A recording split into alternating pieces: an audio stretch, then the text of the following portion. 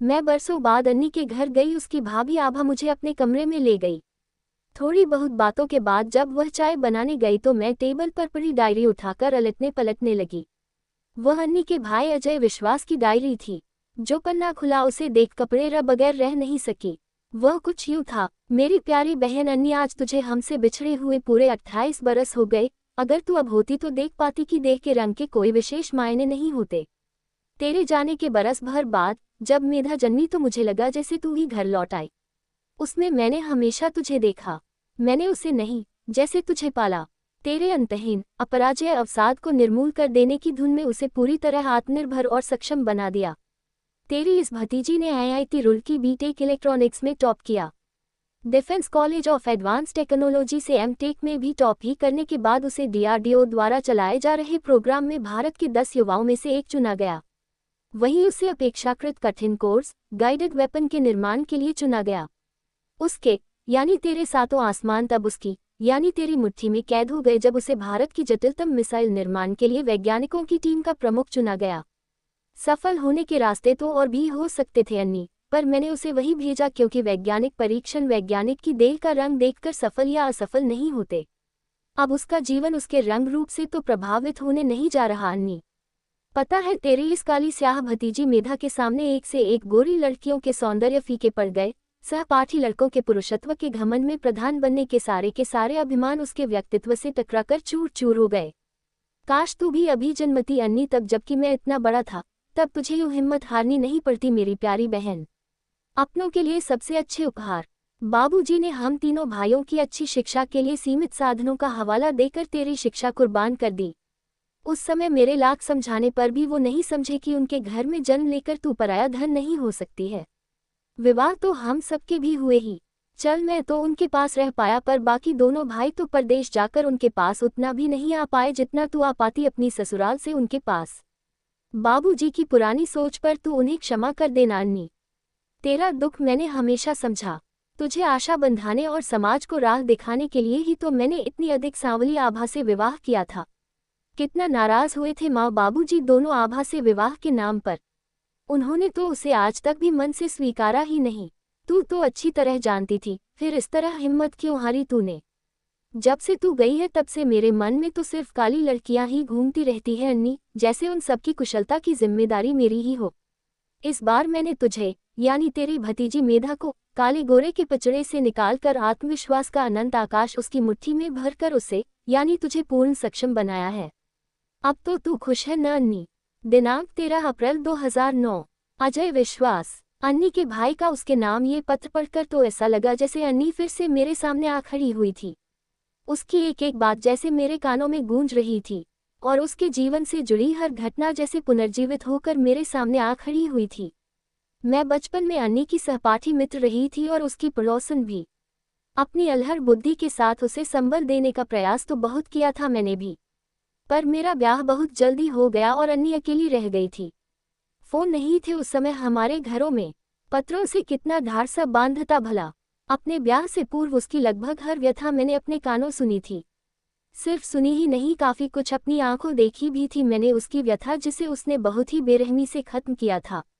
मैं उसकी व्यथा कथा और उसकी खुद से बेरहमी को कभी एक दिन भी तो भुला कर जी नहीं सकी, पर मैं आज आपको उसकी व्यथा सुनाकर उससे जुड़ा अपना दुख शायद थोड़ा कम कर पाऊं। 3 भाई थे अन्नी के। 2 विदेश चले गए थे। सबसे छोटा अजय इंजीनियरिंग करके अपने ही शहर में नौकरी कर रहा था। सबसे छोटी और इकलौती बहन थी अन्नी, काली स्याह अन्नी।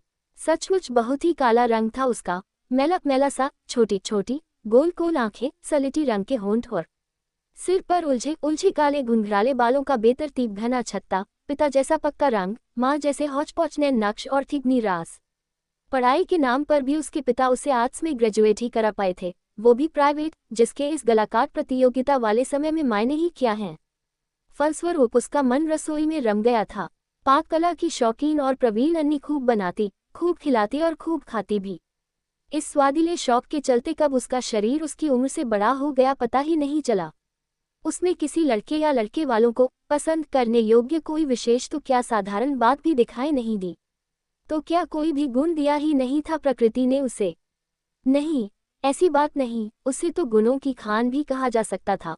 उसकी निर्दोष खिलखिलाहटें, उसकी दुर्लभ निश्चलता, धुले पारदर्शी कांच सा साफ मन और अपने पराये हरेक के लिए उसकी छोटी छोटी आंखों से झांकता स्नेह का विशाल सागर, क्या ये वो विशेषताएं नहीं है जिन्हें उसके गुणों में सम्मिलित किया जा सकता? परंतु बाजारवाद के इस अंधे युग में अक्सर खूबसूरत कव में घटिया चीजें खरीद लाने वाले लोग आंतरिक सौंदर्य के याचक होते ही कहाँ हैं। अन्नी भी दूसरी सभी लड़कियों की तरह अपने अंतस में छिपाकर अपने सपनों के राजकुमार की रचना बड़ी तरतीब से करती। उसमें कौन सी विशेषताएं हों और कौन से अवगुण न हों, सावधानी से तय करती। सपनों का राजकुमार आता तो जरूर, पर उसकी झलक मात्र पाकर उल्टे पांव भाग खड़ा होने को आतुर रहता। फलतः अन्नी को अपने ही द्वारा सावधानी से घड़ी सपनों के राजकुमार की उस मूरत को मजबूर होकर रेत के घरोदे सा मिटा देना पड़ता। खुशी खुशी फिर से सपनों के नए राजकुमार का सृजन कर्म तेजी से चलता, ठीक वैसे ही जैसे विश्वकर्मा पल भर में कोई पूर्ण व्यवस्थित नगर बसा दे। आरंभिक अस्वीकार तो उस जिंदादिल लड़की की आशा को पराजित नहीं कर सके, परंतु निरंतर अस्वीकारों की दलदली जमीन में उसकी आशा धीरे धीरे धंसती चली गई। वह उससे निकलने को जितना छटपटाती, अस्वीकारों की दलदल उसे उतनी ही नीचे खींचती जाती। प्रतिक्रिया स्वरूप निराशा और हताशा अपना आकार बढ़ाती ही चली गई। उस अनभिज्ञ भोली लड़की को अपने काली कुरूप होने के इस कदर दुष्परिणाम का तो अभी तक गुमान भी नहीं था। वो इस तरह हतप्रभ रह गई जैसे किसी को अकस्मात पता चले कि उसका सब कुछ लुट चुका है, यहाँ तक कि उसके पैरों तले की जमीन भी उसकी अपनी नहीं है। अब गहरी चिंता में डूब चुकी अन्नी अपलक जागती हुई रातों में प्राणलेवा निराशा से निपट अकेली ही जूझती। कभी बेतहाशा आंसू बहाती, कभी माता पिता के संसर्ग के क्षणों को कोसती। सोचती कितनी घृणा और कुत्सित विचार भरे होंगे उस क्षण परस्पर उनके मध्य, संभवतः मात्र काया ही मिलन करती रही होगी, पर मन किंचित भी प्रफुल्लित न हुए होंगे दोनों के, अन्यथा सृजन की उन सुंदरतम कोमल क्षणों का प्रतिदान उसकी इस महाकुरूप काया में क्यों कर प्रकटता। कभी सोचती कि वह कहीं माता पिता के प्रेम में फरेब और कपट की प्रतिछाया तो नहीं, वरना तीनों बड़े भाई इतने कुरूप काले क्यों न हुए। उसने कहीं सुना था कि पति पत्नी में से जो भी अपनी बात दृढ़ता से मनवा लेता हो, संतान उसी का रंग रूप ग्रहण कर लेती है। तो क्या माता पिता दोनों ही बराबर की जिद करते रहे होंगे, जिद भी बेढंगी, जिसकी वजह से दोनों के व्यक्तित्व के मात्र दुर्गुण ही आए उसमें। मलाल करती कि काश माँ का रंग और पिता के नैन नक्श भी उससे मिल गए होते तो वह इतनी काली कुरूप तो ना ही हुई होती। वह रह रहकर अधीर हो उठती, स्वयं से ही अनेक निर्मम प्रश्न करती। क्यों आखिर क्यों नहीं पहचानता कोई मन की अच्छाइयों का अप्रतिम रूप, क्यों नहीं देखता कोई प्रेम की स्निग्धता, समर्पण का चमचमाता उजला रंग। देह पर चढ़ी झीनी काली परत क्यों हावी हो जाती है इंसान की इन भारी भरकम अच्छाइयों पर। अन्नी ने एक बार माँ को अपनी एक सहेली का वजन कम करने के लिए जिम जाना बताया और दूसरी का ब्यूटी पार्लर जाना, इस आशा के साथ कि माँ प्यार से कहेगी, अन्नी बेटा तू भी चली जाया कर जिम और ब्यूटी पार्लर अपना रंग रूप निखारने। पर उसकी आशा के विपरीत लड़के वालों के घर से कल ही हुई न से झुंझलाए हुई निपट गंवारी माँ उस पर चिल्ला कर पड़ी। दुनिया की होड़ करो बस, खुद की शक्ल सूरत तो देखो मत, उन्हें देख और खुद को देख। यूं भी उनके बाप तो रिश्वत की कमाई बोरे भर भर लाते हैं, तेरे बाप से कमाई गई ऊपर की कानी कौड़ी भी जो तुझे ब्यूटी पार्लर भेजूं। इतना शौक चढ़ा है गोरी होने का तो खड़िया रगड़ ले। कसरत करने जिम जाएंगी महारानी, घर का काम करो, कौन सी कसरत बड़ी है इससे। सारा दिन बकरी की तरह चर चर कर बोरे सी फूल गई है। कौन जाने मेरे किन पाप कर्मों का फल दिया ऊपर वाले ने, तीन तीन सजीले बेटों के इतने दिनों बाद तुझ जैसी काली कलूटी बेटी मेरी गोद में डालकर। माँ के इस अप्रत्याशित व्यवहार पर वो किसी महापाप कर लिए जैसे निरपराध से अपराधबोध से भर उठी थी। दृष्टि पांवों के पास जमीन पर चिपक कर रह गई थी, कहीं और पांव वही जमीन में गड़े से रह गए थे देर तक। दरअसल कोई माँ इस कदर कठोर नहीं हो सकती, सच है। अन्नी की माँ भी तो कहाँ थी इस कदर कठोर, परंतु मध्यम वर्गीय परिवारों में पैसे की किल्लत बनी रहती है और कोई माने या न माने पैसा प्यार और स्नेह को भी प्रभावित करता है जरूर। अन्नी की माँ भी उसे हर माँ की तरह प्यार ही करती थी, परंतु उसके ब्याह के दानव ने उस प्यार में दाग लगा दिया था। बार बार अन्नी को अस्वीकृत किया जाता रहा। कोई एकाध अगर अन्नी की शक्ल सूरत पर समझौता करने को तैयार भी होता तो वह दहेज इतना मांग लेता कि उनका यह मध्यम वर्गीय परिवार जुटा ही न पाता। पिता ने तो इतना कभी कमाया ही नहीं था, बेटों की कमाई भी अभी शुरुआती दौर में ही थी। अतः अन्नी के साथ साथ उसके माँ बाबूजी का संतुलन भी बिगड़ने ही लगा था। पिता तो फिर भी कुछ दूरी पर ही रहे, पर माँ का हर समय का चिड़चिड़ाहटों से भरा सानिध्य अन्नी को मार गया। सारे समाज के तिरस्कार के साथ अपनी ही माँ के द्वारा तिरस्कृत होकर छलनी छलनी हुई वो बेबस लड़की ईश्वर से पूछती, हे ईश्वर, संसार को तो छोड़ो, तुम ही ने कौन सा रहम कर दिया मेरे ऊपर। मेरी जो माँ स्नेह की प्रतिमूर्ति थी उस तक के मन में मेरी अथाह घृणा भर दी, तो दूसरे किसी से क्या आशा रखूं। अजय भैया ना होते तो मैं कभी की मर ही चुकी होती।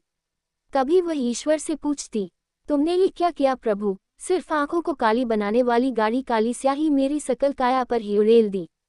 कभी वो माँ से छिपकर चेहरे पर मुल्तानी मिट्टी तो कभी बेसन का लेप लगाती, कभी चुपके से अपनी भाभी की गोरेपन की क्रीम लगा लेती, पत्रिकाओं में रंग निखारने के नुस्खे पढ़ती, पर अपनी मौलिकता पर दृढ़ प्रतिज्ञ चेहरे का रंग 19-20 का अंतर भी तो ना दिखाता। अन्नी ने काया को छरहरी करने के कठिन क्रम में घर के कामकाज का अधिक से अधिक भार खुद पर ले लिया था, खाना भी न के बराबर ही खाती। खाने की शौकीन वो मासूम लड़की भूखी रहकर अवसाद की चपेट में आने लगी।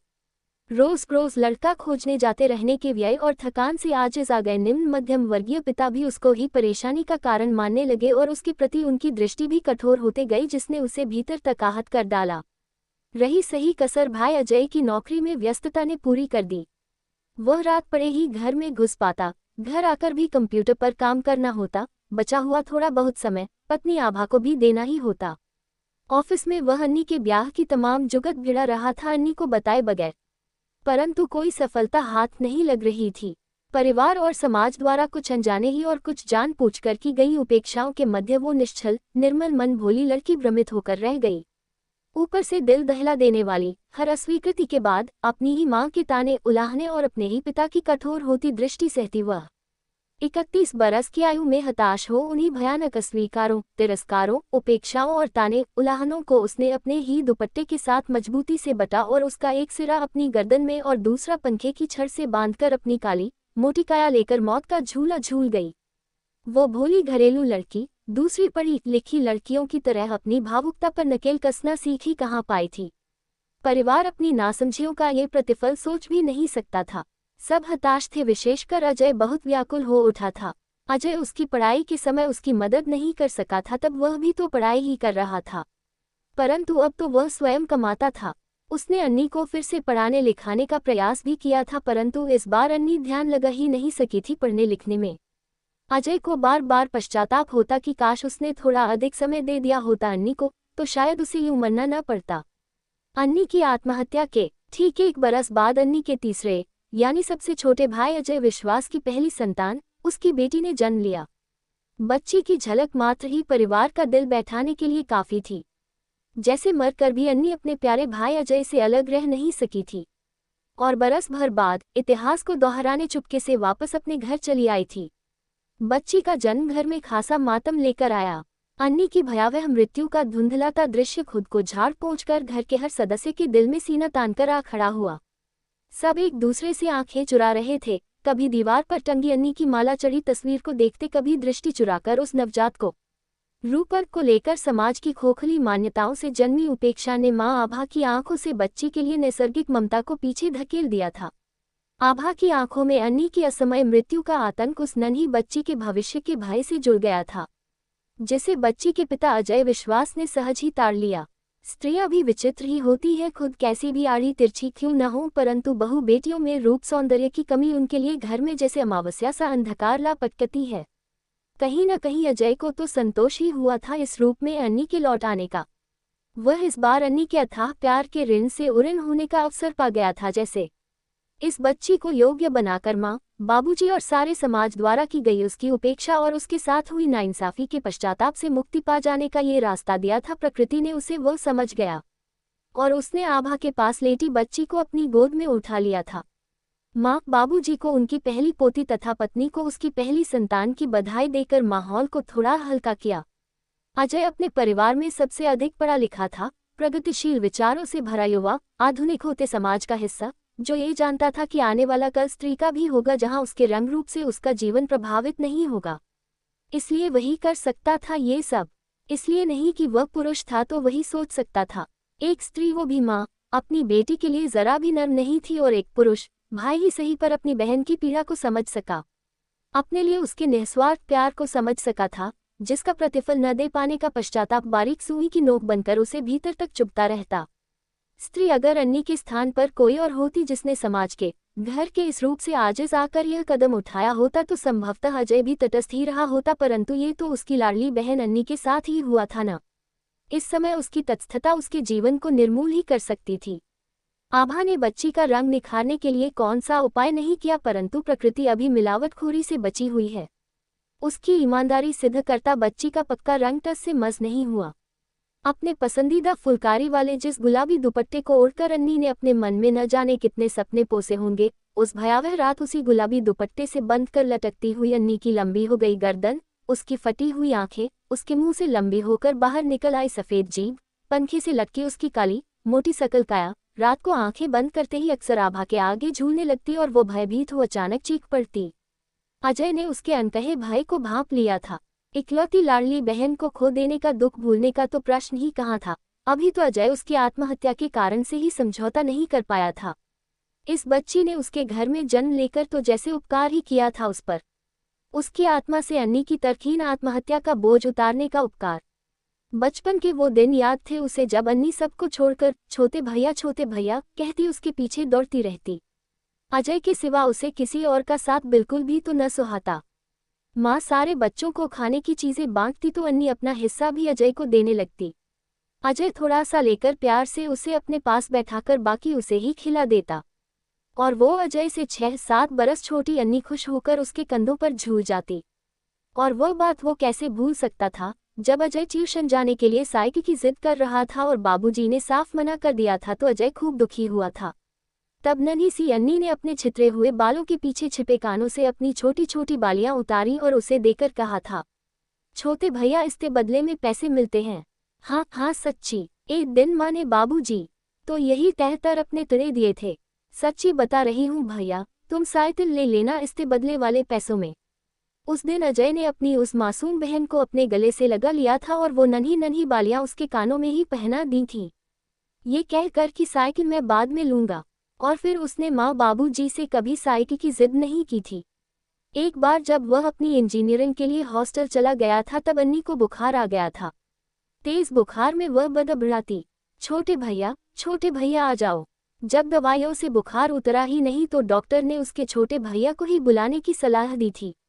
अजय को आना ही पड़ा था तभी बुखार उतरा था अन्नी का। फिर बोलकर गया कि वह हर हफ्ते उसे खत लिखेगा और पड़ोसी गुप्ता अंकल के फ़ोन पर हर हफ्ते फ़ोन भी करेगा उसे।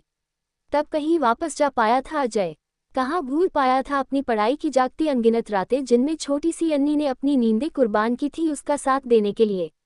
उसके पास चुपचाप बैठी गोल मटोल अन्नी पहले तो स्कूल की किताबें पढ़ती, जब थक जाती तो कभी चंदा मामा पढ़ती, कभी माँ द्वारा दिन में बीनने को दिए चावल ही बीनती रहती देर तक। भाई को नींद आती तो धाप धाप चलकर छोटी सी अन्नी उसके लिए झट से चाय ले आती, 2-4 बातें बनाती, न जाने कहाँ कहाँ के चुटकुले सुनाती, खूब हंसाती और उसे पुनः स्फूर्त कर देती। खाने में जब भी कुछ विशेष बनता सबसे ज्यादा उसके लिए ही ले आती, अपने जोड़े हुए पैसे उसे पिकनिक या शॉपिंग के लिए दे देती, उसका कमरा सबसे अच्छी तरह झाड़ती पोंछती, उसके लिए पिता तक से लड़ जाती।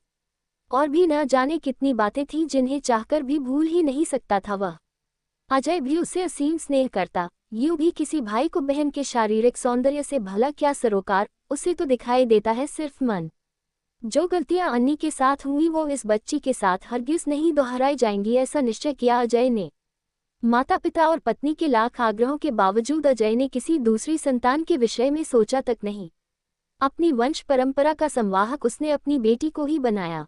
परिवार द्वारा दूसरी संतान के आग्रह पर वो हर बार यही तर्क देता कि माँ बाबूजी, अगर अन्नी भी आपकी इकलौती संतान होती तो क्या आप उसकी शिक्षा और व्यक्तित्व पर ध्यान नहीं देते? और अगर वो भी हम तीनों भाइयों की तरह बड़ी बड़ी कंपनियों की कमान संभाल रही होती तो क्या अपनी बुद्धि को एक तरफ रख अपने तन पर लिपा गाढ़ा काला रंग ही देखती रहती? 50 पढ़े लिखे लोगों की मुखिया बनकर अपने करियर के चमचमाते प्रभात के आगे तन पर चढ़ी सांझ को ही हावी होने देती खुद पर। बेटी की अधिकतम जिम्मेदारियां उसने स्वयं उठाने का उद्घोष कर दिया था। घर में पंडित से नामकरण न करवाकर नाम भी स्वयं ही रखा। मेधा विश्वास। माँ ने समझाना चाहा, बेटियां तो माँ के सानिध्य में ही ठीक पलती है बेटा। अजय स्वयं को पल भर भी तो नहीं रोक सका था माँ को कड़वा उत्तर दिए बगैर। इस बच्ची के लिए आभा की आंखों में मैंने वही तिरस्कार देखा है माँ, जो अन्नी के लिए कोई लड़का न मिलने पर तुम्हारी आंखों में आ गया था उसके लिए। क्षमा करना माँ, तुम स्त्री होकर भी क्या अपनी इकलौती मासूम बेटी का दुख समझ पाई थी? अगर तुम मर गई होती कि बेटों की तरह ही तुम्हारी बेटी भी उच्च शिक्षा लेगी तो क्या बाबूजी को मानना नहीं पड़ता? अजय, अपने भीतर तेजाब से खौलते अपराधबोध से तिलमिलाकर माँ ने अजय को रोकना चाहा, परंतु वह रोक नहीं सकी थी उसे, बल्कि वह और भी उग्र होकर बोला था। तुम तो चुप ही रहो माँ। माँ होकर भी कहाँ देख पाई थी तुम अन्नी के भीतर की बेचैनी, कि अपने काले रंग को बस जरा सा निखार लेने की कितनी ललक होने लगी थी उसे अपने अंतिम दिनों में। मैंने देखा था उसे घोर अवसाद में घिरकर चुपके चुपके अकेले आंसू बहाते हुए। पुरुष होकर भी मैंने महसूस की थी उसकी छोटी छोटी आंखों में समाई विकराल विवशता। हाँ, मैंने देखी थी उसके सती शांत व्यवहार के भीतर कलेजा चीर देने वाली भयानक उथल पुथल। मुझसे छिपा नहीं था उसकी फीकी मुस्कान के पीछे का तड़पा कर रख देने वाला भयानक रुदन। मैं उसका प्यारा भाई ही सही, पर था तो पुरुष ही। कैसे कह पाती वो निरीह अपने मन की सब कुछ खोलकर मुझसे? अजय, अब बस भी कर। माँ अपने कानों पर हाथ रखकर रोने लगी थी। तुम कहती हो मैं अपनी इस नन्ही सी बच्ची को आभा के भरोसे छोड़ दूं? नहीं माँ, मैं अन्नी को दोबारा मरने नहीं दे सकती।